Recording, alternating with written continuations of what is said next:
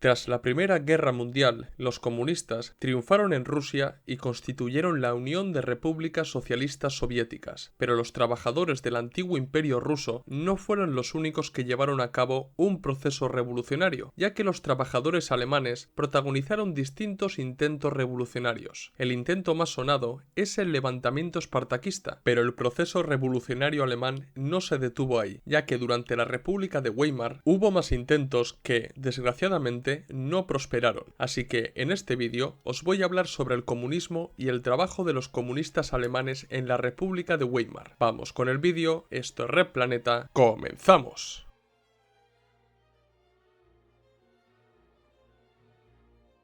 En este canal hemos dedicado distintos vídeos a la creación y el trabajo de la Liga Espartaquista, la vida y el asesinato de Rosa Luxemburgo y a las constantes traiciones que los socialdemócratas alemanes cometieron contra la revolución. Pero casi siempre hemos dejado esta cuestión en el levantamiento espartaquista, así que ya va siendo hora de indagar un poco más en el proceso revolucionario y comunista de Alemania y hablar sobre el trabajo de los comunistas durante la República de Weimar. Los líderes espartaquistas, Karl Liebknecht y Rosa Luxemburgo, fueron asesinados el 15 de enero de 1919 y, tal y como dijo Luxemburgo, reinó el orden en Berlín. La situación revolucionaria en Alemania no terminó con el aplastamiento brutal del levantamiento espartaquista, ya que el poder dual que se generó en el país tras la Primera Guerra Mundial perduró por un tiempo. Este hecho hizo que los trabajadores alemanes pudieran organizarse en los consejos, es decir, en órganos de poder y de representación obrera, lo que permitió a los comunistas organizar a la clase trabajadora al margen de las lógicas democrático-burguesas.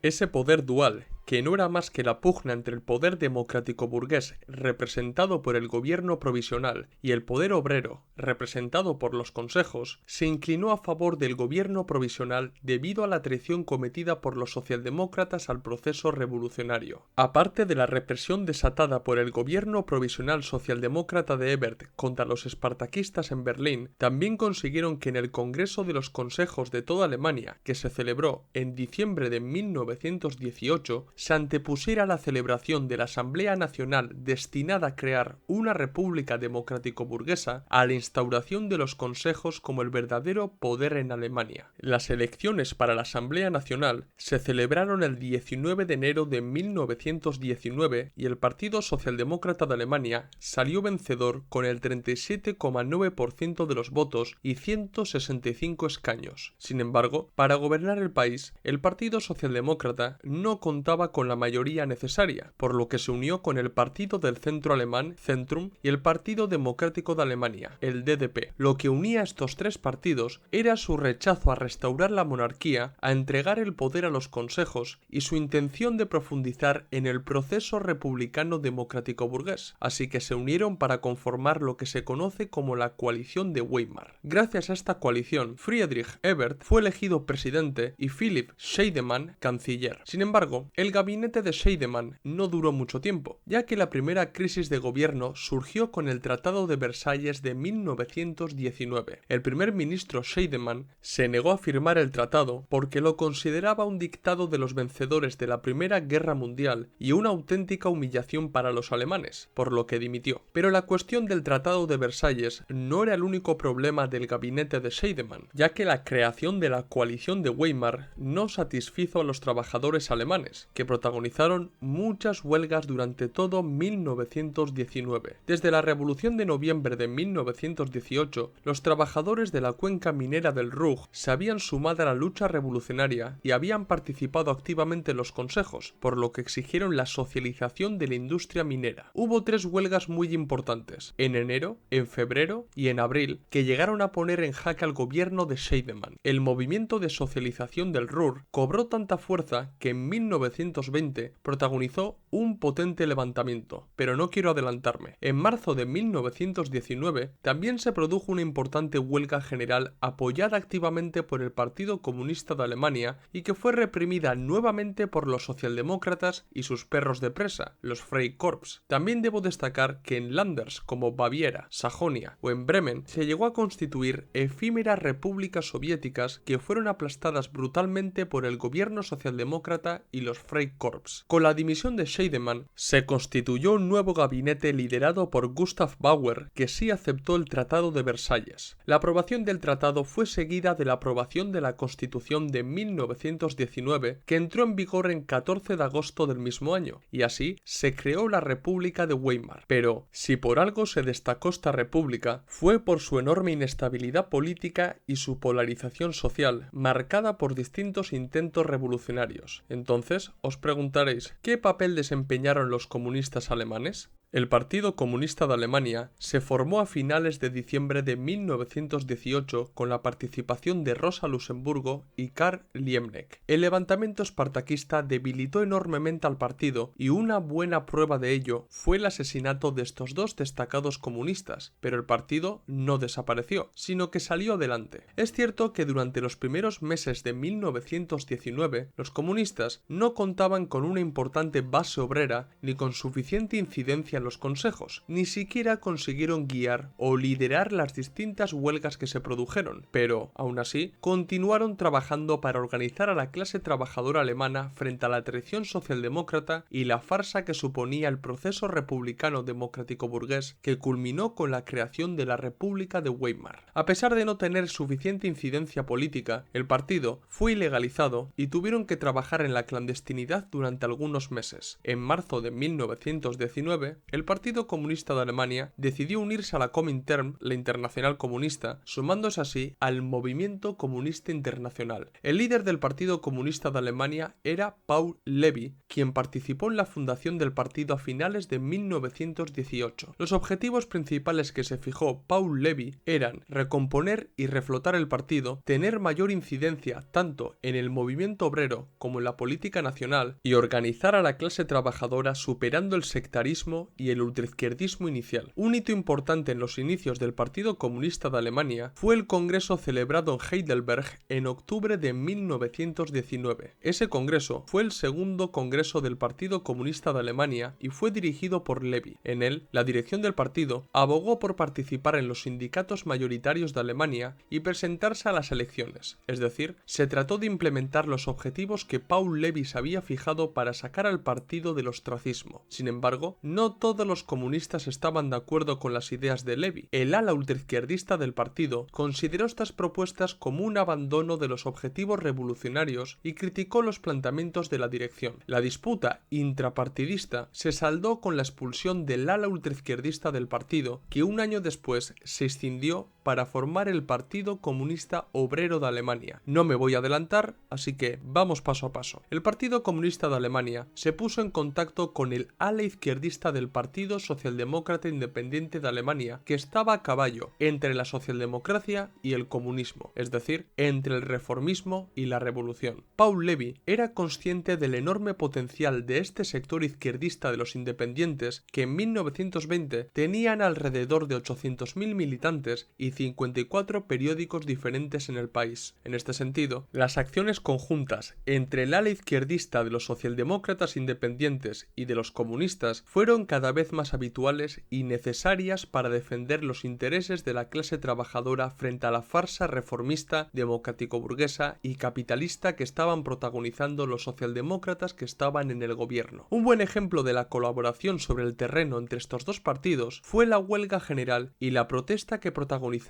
en el Reichstag contra la ley de comités de empresa. Esta ley permitió la creación de distintos comités de empresa que permitirían a los trabajadores organizarse dentro de las empresas para influir en la toma de decisiones relacionadas con las condiciones salariales, los derechos laborales y la seguridad de los trabajadores, e incluso podrían llegar a obtener cierto derecho limitado de cogestión de las empresas. Los socialdemócratas presentaron esta ley como una conquista histórica emanada del proceso revolucionario que comenzó en 1918, pero en realidad no era más que la creación de ciertos comités con participación limitada, cooptados por la patronal, y que acabarían convirtiéndose en una aristocracia obrera que hablara en nombre de los trabajadores, pero que en realidad serían una correa de transmisión de los empresarios. Tanto el ala izquierdista de los independientes como los comunistas sabían que la ley de comités de empresa era una farsa socialdemócrata y reformista cuyo único objetivo era poner en práctica el interclasismo. La histórica demanda de los consejos, que comenzaron a constituirse a finales de 1918, era la de entregar el poder a los consejos y socializar los medios de producción. Pero la ley que proponían los socialdemócratas limitaba estas reivindicaciones a la simple toma de decisiones de los trabajadores dentro de la empresa. Así que los militantes de estos partidos se echaron a las calles para protestar contra esta ley y la policía alemana reprimió brutalmente a los más de 100.000 manifestantes que se acercaron al Reichstag, llegando incluso a dispararles con munición real. El resultado de la represión desatada por el gobierno socialdemócrata fueron entre 20 y 40 muertos. También he de decir que el gobierno socialdemócrata estableció el estado de emergencia, prohibió los periódicos de los socialdemócratas independientes y del Partido Comunista de Alemania, y líderes importantes de ambos partidos como el comunista Paul Levi o el independiente Ernst Daumig fueron arrestados. El siguiente acontecimiento importante en la historia de la República de Weimar fue el intento de golpe de estado de Kapp, también conocido como el Putsch de Kapp. Para la primavera de 1920, el gobierno socialdemócrata y todos los gabinetes que se conformaron habían demostrado ser sumamente inestables e incapaces de normalizar la situación del país. Desde 1918, los socialdemócratas habían llevado la voz cantante, provocaron la abdicación del Kaiser Guillermo II,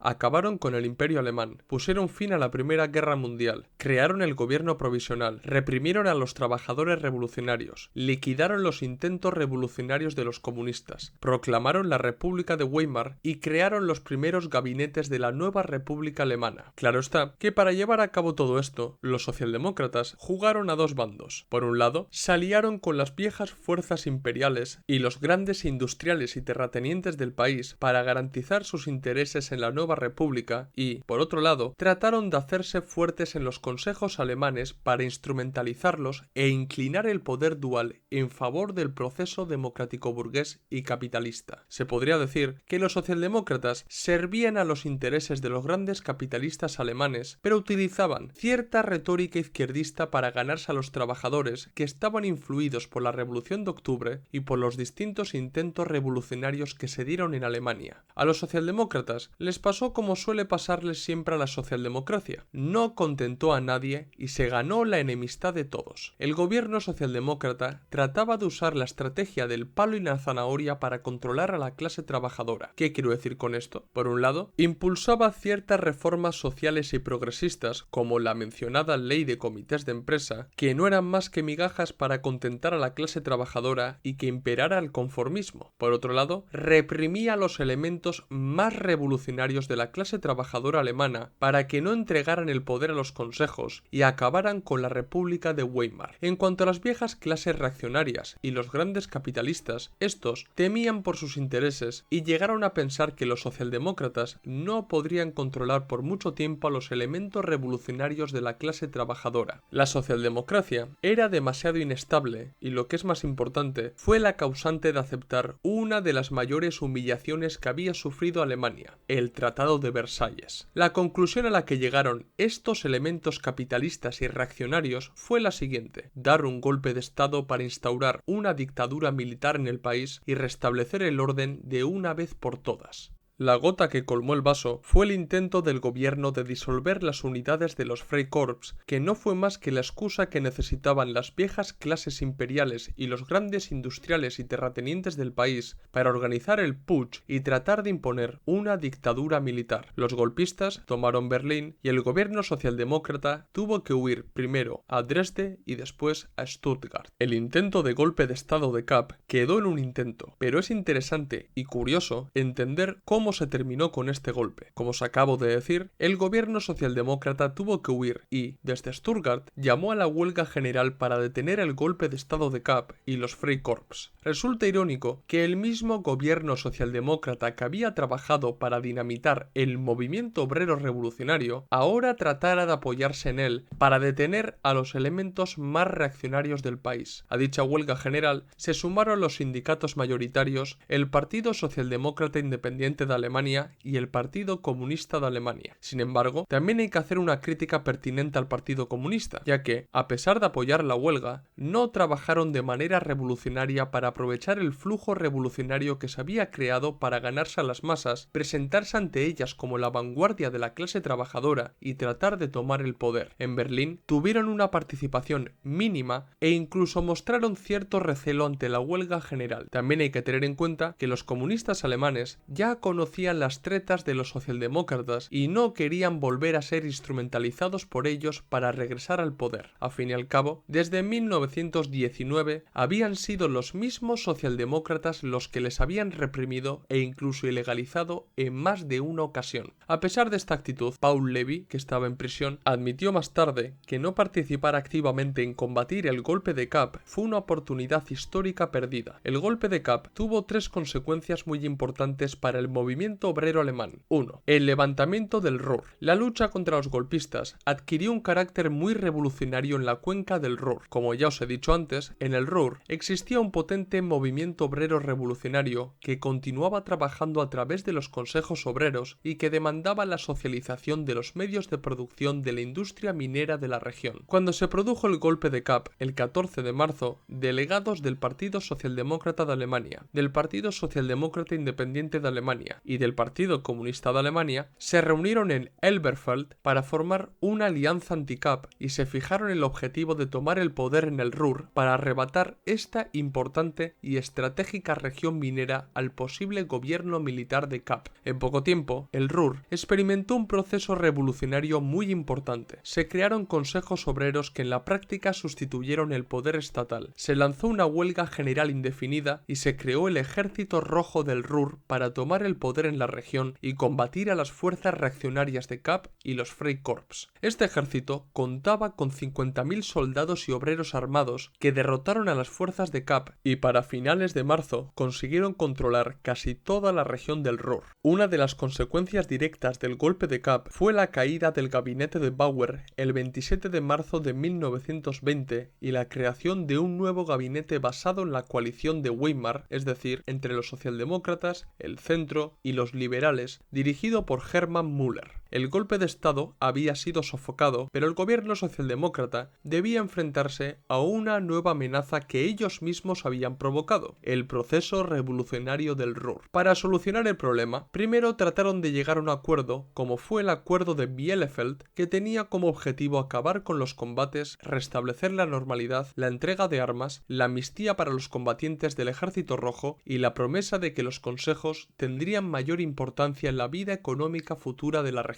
Sin embargo, los socialdemócratas redujeron considerablemente sus propuestas, ya que, cuando se aliaron con los independientes y los comunistas, se comprometieron a establecer una dictadura del proletariado basada en los consejos. Si comparamos esto con las propuestas que hicieron en Bielefeld, veremos que las propuestas de los socialdemócratas eran migajas. Los consejos liderados por los independientes estuvieron de acuerdo con el acuerdo de Bielefeld, los consejos dirigidos por los comunistas exigieron continuar con las conversaciones y los líderes militares del Ejército Rojo y los consejos liderados por sindicalistas y los antiguos elementos ultraizquierdistas del Partido Comunista de Alemania rechazaron completamente las propuestas de los socialdemócratas. Los últimos llegaron incluso a organizar una nueva huelga general contra el gobierno de Müller y esto provocó que las negociaciones se convirtieran en un ultimátum por parte del gobierno. Como era de esperar, los combates se reanudaron y el Partido Socialdemócrata de Alemania, que durante el golpe de estado de Kapp se había aliado con los independientes y los comunistas y había participado tanto en los consejos obreros como en el Ejército Rojo del Ruhr, ahora se aliaba con los Freikorps para reprimir los consejos y a los trabajadores del Ruhr. Y desgraciadamente, la experiencia revolucionaria del Ruhr terminó con la represión desatada por la socialdemocracia alemana y los Freikorps. 2. La creación del Partido Comunista Obrero de Alemania. Recordad que en el segundo congreso del Partido Comunista de Alemania, la dirección central del partido, dirigida por Paul Levy, expulsó a los elementos ultraizquierdistas. Estos elementos decidieron entonces organizarse para crear su propio partido, el Partido Comunista Obrero de Alemania. Lo que pasó en el Ruhr convenció a los comunistas de izquierdas de que tenía que constituir un partido propio, ya que consideraban que Levy había apartado al Partido Comunista de la senda revolucionaria al querer participar en los sindicatos mayoritarios, presentarse a las elecciones y acercarse al Partido Socialdemócrata Independiente de Alemania. Pero lo que les empujó a crear este partido fue el papel tímido e incluso vacilante desempeñado por el Partido Comunista de Alemania en la huelga general contra Kapp y por abogar por extender las conversaciones del acuerdo de Bielefeld, que ellos entendieron como una claudicación ante el gobierno socialdemócrata. Otto Rühl fue el primer dirigente del Partido Comunista Obrero de Alemania, aunque los neerlandeses Anton Panenkoek y Hermann Gorter desempeñaron un papel muy importante en su desarrollo teórico y político, de ahí que las ideas de este partido hayan quedado enmarcadas dentro de la izquierda comunista germano-holandesa. Aparte de las críticas que realizaron a la actividad práctica del Partido Comunista de Alemania, los comunistas de izquierdas se diferenciaron de los comunistas alemanes por otras cuestiones teóricas. El Partido Comunista Obrero de Alemania defendió la abolición inmediata del capitalismo y de la democracia burguesa, así como de sus instituciones políticas. Los consejos, primero creados en Rusia y después por toda Alemania, constituían el verdadero poder de la clase trabajadora, capaz de superar las formas institucionales de la democracia burguesa y de edificar la dictadura del proletariado. Por ello, rechazaban por completo la participación en el parlamentarismo, las elecciones y los sindicatos mayoritarios. También criticaban duramente la concepción del partido de nuevo tipo de Lenin y, desarrollando las críticas de Rosa Luxemburgo sobre la concepción del partido leninista, aseguraban que en Rusia no se había constituido la dictadura del proletariado, sino la dictadura del partido bolchevique. Para ellos, era la propia clase trabajadora, organizada en torno a los consejos, la que debía instaurar su propia dictadura y no un partido que la representara. El énfasis que Panenkoek y Gorter hicieron en los consejos sirvió para que esta tendencia fuera reconocida como consejismo o comunismo de consejos. No me extenderé mucho más sobre el Partido Comunista Obrero de Alemania y la izquierda germano-holandesa porque es un tema que da para otro vídeo, pero simplemente tened en cuenta que en Alemania el Partido Comunista de Alemania tuvo un nuevo rival político dentro del movimiento comunista. 3. Las elecciones de junio de 1920. En junio de 1920 se celebraron elecciones y el Partido Socialdemócrata de Alemania salió vencedor con el 21,9% de los votos, pero perdió mucho apoyo político en comparación con las anteriores elecciones, que fue a parar a los independientes. El gobierno surgido de dichas elecciones fue el primero que no se basó en la coalición de Weimar y en el que los socialdemócratas tuvieron que quedarse fuera. Los socialdemócratas, con Ebert a la cabeza,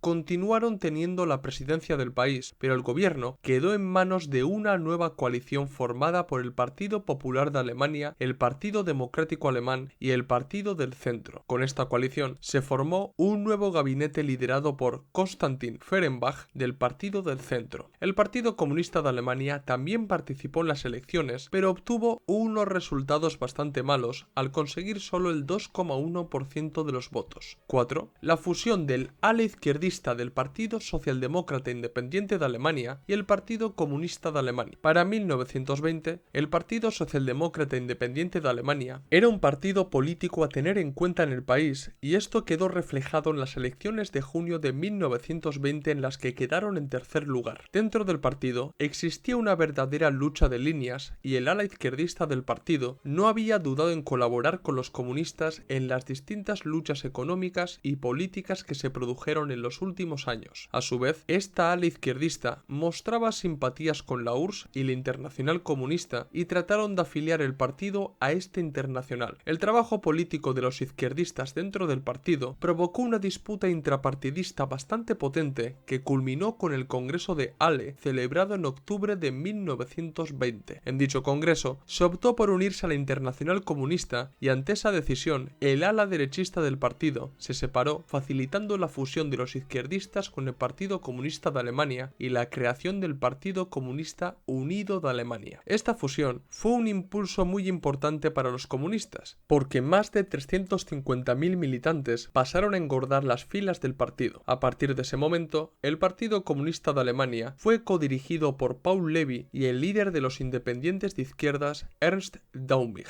La línea política que se impuso dentro del partido fue la de estar en contra del puchismo y la de centrarse primero en ganarse a la clase trabajadora para convertirse en un verdadero partido comunista de masas. Aunque el Partido Comunista de Alemania resurgió gracias a su fusión con el Partido Socialdemócrata Independiente, no creáis que la situación dentro del partido fuese buena, ya que las disputas políticas del movimiento comunista internacional acabaron teniendo eco dentro del Partido Comunista de Alemania. Como ya os he dicho, Paul Levi no era partidario del puchismo, es decir, de organizar distintos intentos revolucionarios que desembocaran en una verdadera revolución proletaria. Levi era partidario de consolidar el partido fortaleciendo sus lazos con la clase trabajadora, ya que, a pesar de que contaban con más de 350.000 militantes, solamente el 5% de los trabajadores estaban sindicalizados y ejercían una influencia real y comunista sobre el resto. También se debe tener en cuenta la disputa que se abrió dentro del Partido Socialista Italiano, que dio lugar a la escisión del ala comunista y la creación del Partido Comunista de Italia, que no gustó a Levi, quien no estaba de acuerdo con la escisión generada en parte por la propia Internacional Comunista. A Levi tampoco le hizo ninguna gracia que el Partido Comunista Obrero de Alemania recibiera el estatus de sección simpatizante por parte de la Comintern, lo que provocó su dimisión como líder del partido. La dimisión de Paul Levi dejó un vacío de poder en el partido que fue ocupado por Heinrich Blander y Walter Stotker, y dio pie a que delegados de la Comintern, como el húngaro Bela Kun, llegaran a Alemania para insistir en el puchismo. Los nuevos líderes del partido, a los que hay que sumar los delegados de la Comintern como Bela Kun y Karl Radek, continuaron insistiendo en la teoría de la ofensiva para tomar el poder, y como no podía ser de otro modo, acabaron protagonizando un intento de toma de poder en marzo de 1921 que ha pasado a la historia como la acción de marzo de 1921. Aprovechando la represión y la ocupación policial de la sede del partido en Halle-Merseburg, el Partido Comunista de Alemania trató de lanzar una ofensiva revolucionaria para debilitar el gobierno de Fehrenbach. Las acciones de los comunistas se centraron en las regiones de Mansfeld, Eisleben y Hestet y llegaron a protagonizar verdaderos actos aventureros como atentados y robos a bancos, lo que desacreditó por completo la intentona revolucionaria. Cuando el gobierno respondió a las acciones de los comunistas, estos llamaron a la huelga general para comenzar una verdadera lucha revolucionaria, pero solo el Partido Comunista Obrero de Alemania apoyó la acción de marzo de 1921. Para el 29 de marzo, el gobierno había sofocado por completo la intentona. La acción de marzo fracasó y esta intentona abrió grietas muy serias dentro del partido. Paul Levi, que no estaba de acuerdo con lo sucedido, criticó públicamente no solo la acción, a la que se refirió como el mayor putsch bakuninista de la historia, sino también a la propia Comintern por desconocer las condiciones materiales de Alemania y por pretender imponer una estrategia ultraizquierdista y aventurera. Paul Levi fue expulsado del partido y Heinrich Blander se convirtió en el nuevo líder. Paradójicamente, el partido comenzó a trabajar en las políticas propuestas por Levi y, lo más importante, abrazaron la estrategia del Frente Único que Levi había defendido constantemente. Es decir, que, aunque lo expulsaron del partido, acabaron dándole la razón al adoptar sus políticas. El Partido Comunista de Alemania, siguiendo la estrategia del Frente Único, trató de ganarse a los trabajadores alemanes independientemente del partido en el que militaran, porque la esencia del Frente Único residía en unir fuerzas proletarias desde abajo para aumentar la incidencia comunista entre los trabajadores. Poner en marcha esta política dio fuerzas al Partido Comunista de Alemania, que consiguió ganar 100.000 militantes entre 1921 y 1923, se convirtieron en mayoría dentro del sindicato de los metalúrgicos, llegaron a controlar 2.000 comités de fábricas y crearon la organización paramilitar las Centurias Proletarias. Otro año clave para el movimiento revolucionario alemán fue 1923. En ese año, la sombra del Tratado de Versalles planeaba sobre Alemania y los alemanes mostraban un rechazo rechazo cada vez mayor a las condiciones del tratado, ya que este condicionaba su economía e impedía su desarrollo industrial. En ese año, el empresario y político independiente Wilhelm Kuno llegó al poder en Alemania e impuso el lema de primero pan, luego las reparaciones, que era una declaración de intenciones contra los vencedores de la Primera Guerra Mundial. Esta actitud del gabinete de Kuno provocó que las tropas francesas y belgas ocuparan el Ruhr y aumentaran las presiones económicas sobre Alemania, lo que provocó una hiperinflación muy famosa en la historia del país. El país estaba sumido en una profunda crisis económica, política y sobre todo social, porque el gobierno no ofreció demasiada resistencia a la ocupación franco-belga del Ruhr. La hiperinflación azotaba el país y los sectores nacionalistas más reaccionarios comenzaron a movilizarse, instigados por los grandes industriales, para oponerse a la ocupación y a la humillación a la que sometían los vencedores de la Primera Guerra Mundial a Alemania. Asimismo, los trabajadores comenzaron a movilizarse para defender sus derechos. La situación en Alemania se estaba tornando revolucionaria y los comunistas se estaban fortaleciendo en Sajonia y Turingia. En agosto, tanto el comité ejecutivo de la Comintern como los principales dirigentes del partido bolchevique se reunieron para valorar si había llegado el momento de una revolución en Alemania. Los comunistas soviéticos, entre los que se encontraban Zinoviev y Karl Radek, convinieron en convencer a los alemanes para lanzar una ofensiva revolucionaria que les permitiera tomar el poder. Tanto Stalin como Trotsky eran conscientes de que se estaba creando una situación revolucionaria, pero les preocupaba lanzar una ofensiva revolucionaria de tal envergadura, ya que los fracasos revolucionarios protagonizados por los comunistas pesaban demasiado. Finalmente, los soviéticos decidieron apoyar una ofensiva revolucionaria y enviaron agentes para ayudar a los alemanes. Los soviéticos acabaron convenciendo al alemán Brandler y llegaron a la conclusión de que la mejor forma de lanzar una ofensiva así era utilizar la presencia de los comunistas en Sajonia y Turingia, cuyos gobiernos estaban amenazados por el gobierno central, y convocar una huelga general que derivara en una revolución proletaria. Dicha huelga debía ser convocada en la conferencia sindical de Chemnitz, en la que estarían presentes 500 delegados, pero los delegados rechazaron la propuesta y los comunistas no se atrevieron a continuar con el plan revolucionario. A pesar de que el plan no salió como esperaba la Internacional Comunista y el Partido Comunista de Alemania, en Hamburgo sí que se produjo un levantamiento obrero dirigido por el comunista Ernst Thälmann. Todo parece indicar que este levantamiento se produjo porque la decisión de abortar la ofensiva revolucionaria llegó tarde a Hamburgo. Los comunistas de Hamburgo trataron de ser consecuentes y resistieron hasta el final, pero esto no quita que la ofensiva, mal planeada por la Comintern, la URSS y el Partido Comunista de Alemania, fuera un desastre. No obstante, debo decir que la figura de Ernst Thälmann cobró mucha fuerza entre los comunistas alemanes. También debo destacar que poco después del levantamiento de Hamburgo, Hitler trató de emular la marcha sobre Roma de Mussolini e intentó hacer lo mismo desde Múnich. Al igual que los comunistas, Hitler y sus seguidores fracasaron en su intento de tomar el poder. A consecuencia del intento revolucionario abortado y el levantamiento de Hamburgo, el Partido Comunista de Alemania fue ilegalizado hasta 1924. Durante ese periodo, el partido entró en una crisis muy profunda y se trató de buscar culpables de los fracasos que había experimentado desde su fundación. Cuando el partido volvió a ser legalizado, la oposición de izquierdas tomó el control y abogó por la bolchevización del partido. Durante ese periodo, el partido se reestructuró y creó la organización paramilitar Frente Rojo de Combate, dirigida por Ernst Thälmann, y la organización juvenil Jóvenes Comunistas de Alemania. Con la llegada de nuevos dirigentes, el partido abrazó por completo las ideas del marxismo-leninismo y estrechó lazos con la Unión Soviética. No son pocos los que caracterizan este periodo como el de la estalinización del Partido Comunista de Alemania, aunque en realidad la influencia e incluso la supeditación casi total del Partido Comunista de Alemania a la URSS a través de la Comintern venía de años atrás, como quedó demostrado en las disputas intrapartidistas vividas en los años de Levi, la Acción de Marzo de 1921 y el Octubre Alemán de 1923. En 1925, Ernst Thälmann se convirtió en el nuevo líder y el partido logró estabilizarse políticamente. Con la llegada de Thälmann se depuraron a los elementos derechistas y ultraizquierdistas y el partido comenzó a funcionar de acuerdo con el partido de nuevo tipo de Lenin, alejándose de la idea de un partido comunista de masas. Además, se produjo un alejamiento pleno de la política del Frente Único y adoptaron la tesis del socialfascismo. Desde la Comintern, Zinoviev popularizó la consigna del socialfascismo al describir la socialdemocracia como una variante del fascismo, o mejor dicho, como un facilitador del fascismo. De hecho, incluso el propio Stalin dijo que la socialdemocracia y el fascismo eran hermanos gemelos. Esta idea caló en el Partido Comunista de Alemania y en gran parte debido a la represión que habían sufrido a lo largo de la República de Weimar, que fue obra de los gobernantes socialdemócratas, los cuales no dudaron en usar a los paramilitares del Freikorps para acabar con los distintos intentos revolucionarios. Es comprensible que el Partido Comunista de Alemania abrazara esta tesis debido al historial represivo y contrarrevolucionario del Partido Socialdemócrata de Alemania, pero sus efectos prácticos llevaron a los comunistas alemanes a enemistarse abiertamente con los socialdemócratas, socialistas y otros izquierdistas que había en Alemania, lo que profundizó la división de la clase trabajadora. Si analizamos el periodo histórico de Alemania en el que se lanzó la tesis del socialfascismo, nos podemos dar cuenta que en esos años, por un lado, el monárquico Paul von Hindenburg se encontraba en la presidencia de la República de Weimar y las ideas antirrepublicanas y a favor de un nuevo imperio estaban cogiendo fuerza, y por otro lado, los nazis estaban creciendo política y socialmente en el país. No voy a negar que tanto la Comintern como el Partido Comunista de Alemania subestimaron las fuerzas de los nazis y que se enfocaron demasiado en los socialdemócratas y otros izquierdistas alemanes. Este hecho les llevó a centrar muchos de sus esfuerzos en criticar y combatir a la socialdemocracia, pero he de decir a favor del Partido Comunista de Alemania que su milicia, Frente Rojo de Combate, también protagonizó duras peleas callejeras con las milicias paramilitares de los nazis. Pero lo importante es que la tesis del socialfascismo objetivamente impidió a los comunistas trabajar desde abajo y conjuntamente con el resto de las organizaciones izquierdistas para evitar el ascenso de los nazis. En la segunda mitad de la década de los 20, el Partido Comunista de Alemania creció enormemente a consecuencia de la mala situación económica que atravesaba la República de Weimar, lo que provocó una mayor polarización social y política del país. El crack del 29 y la consiguiente crisis que afectó al capitalismo mundial hizo que los trabajadores se radicalizaran aún más, lo que benefició a los comunistas, que aumentaron su base militante a 330.000 militantes y ganaron apoyo electoral, llegando a obtener casi 4 millones de votos en las elecciones presidenciales de 1932 y 5 millones de votos en las elecciones federales del mismo año. Pero el crecimiento militante del Partido Comunista de Alemania y el aumento en el número de votos no fueron suficientes para detener el auge nazi en Alemania. Como os he dicho hace un momento, en la República de Weimar no se pudo constituir un verdadero movimiento antifascista hasta que fue demasiado tarde, ya que la tesis del socialfascismo que acabó abrazando el Partido Comunista de Alemania impidió que pudieran combatir el nazismo junto a otras fuerzas izquierdistas del país. Es totalmente cierto que el Partido Comunista de Alemania se enfocó en los socialdemócratas y llegó a considerarlos el defensor más activo del imperialismo alemán y su política de guerra contra la Unión Soviética, lo que les llevó a entender que los socialdemócratas eran la principal amenaza para la clase trabajadora de Alemania y no los nazis. También he de decir que los socialdemócratas tampoco hicieron demasiado por crear un movimiento antifascista general que combatiera a los nazis, ya que los socialdemócratas minusvaloraron a los nazis y llegaron a afirmar que los comunistas y los nazis representaban la misma amenaza para el país. En 1929, el Partido Comunista de Alemania organizó manifestaciones por el 1 de mayo, es decir, por el Día Internacional de los Trabajadores, pero no pudieron llevarla a cabo, porque los socialdemócratas alemanes se opusieron a la demostración de fuerza por parte de los comunistas. Además, el Frente Rojo de Combate fue ilegalizado, lo que no hacía más que alimentar la idea del socialfascismo entre los comunistas. El Partido Comunista de Alemania creó la Alianza de Lucha contra el Fascismo, que acabó conformando una red antifascista conocida como la Autodefensa de la Masa Roja, oficialmente fuera de las estructuras del Partido Comunista de Alemania. Estas organizaciones y células trataron de organizar a los trabajadores desde abajo, independientemente del partido en el que militaban o al que votaban, y cuyo máximo objetivo era oponerse al fascismo. A pesar de la creación de estas células, la unión antifascista no era del todo real, ya que el Partido Comunista de Alemania llegó a actuar bastante mal a la hora de protagonizar peleas callejeras con los nazis contra los socialdemócratas o al trabajar junto al partido nazi en Prusia para derrocar el gobierno socialdemócrata.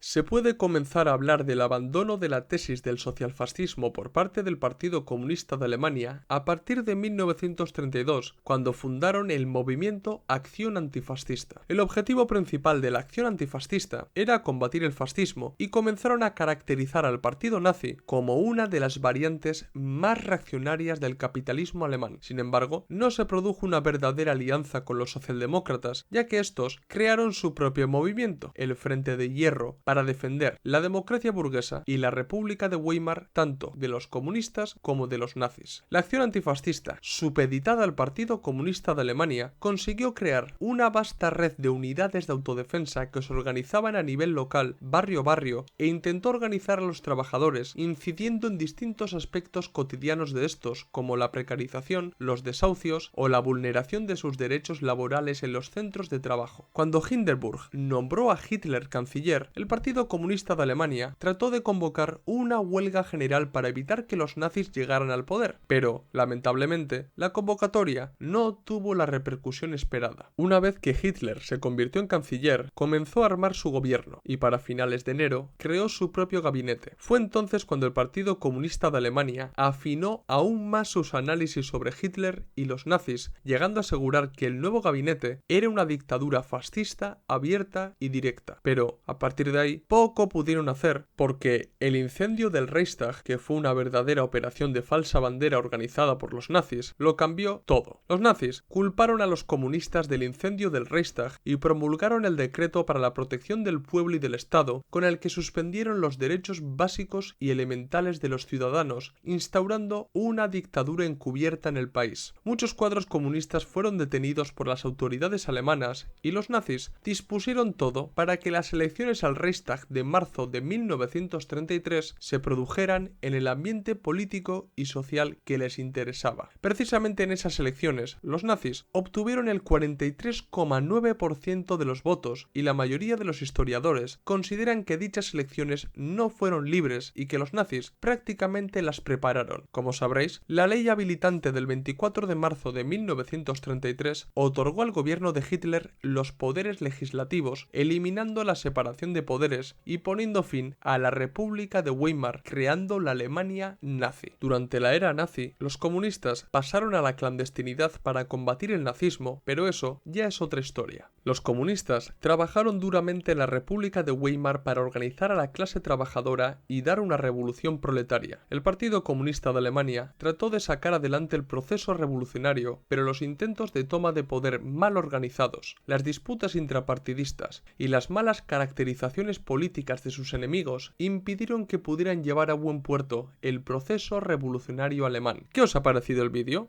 ¿Os ha gustado? ¿Os gustaría que os hablara sobre el Partido Comunista Obrero de Alemania o el auge de los nazis en el país? Hacérmelo saber en los comentarios y sugerirme nuevos temas para que trate en futuros vídeos. Dar like si os ha gustado el vídeo, si sois nuevos suscribíos al canal. Recordad que en la descripción del vídeo tenéis el enlace de PayPal para donarnos dinero, ayudarnos a crecer y que podamos seguir manteniendo el canal. También tenéis en la descripción del vídeo los enlaces de los documentos y libros que tenemos a la venta y seguirnos en las redes sociales Twitter, Facebook, Instagram y TikTok, donde subimos contenido a diario o casi a diario. Esto es todo, nos vemos en el próximo vídeo. ¡Salud, camaradas!